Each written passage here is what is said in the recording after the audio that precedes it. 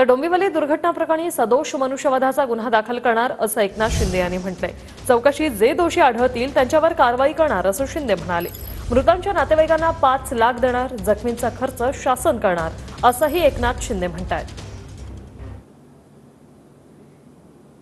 पहिल्याला परवाना होता नव्हता तो आता चौकशीमध्ये कळेल।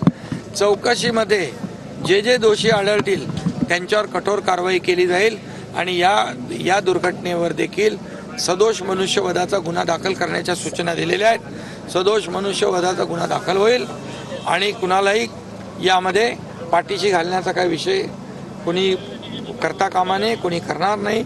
आणि जे कोणी दोषी असतील, सेफ्टी ऑडिटचे लोक आहेत, इंडस्ट्री सेफ्टीचे आहेत, लेबरचे आहेत, जे चौकशीमध्ये समोर येईल। या चौकशीच्या माध्यमातून सर्वांवर जे दोषी असतील त्यांच्यावर कारवाई केली जाईल। मृत्यू झालेला आहे त्यांच्या परिवारांना, कुटुंबियांना मुख्यमंत्री सहायता निधीतून 5 लाख रुपये दिले जातील।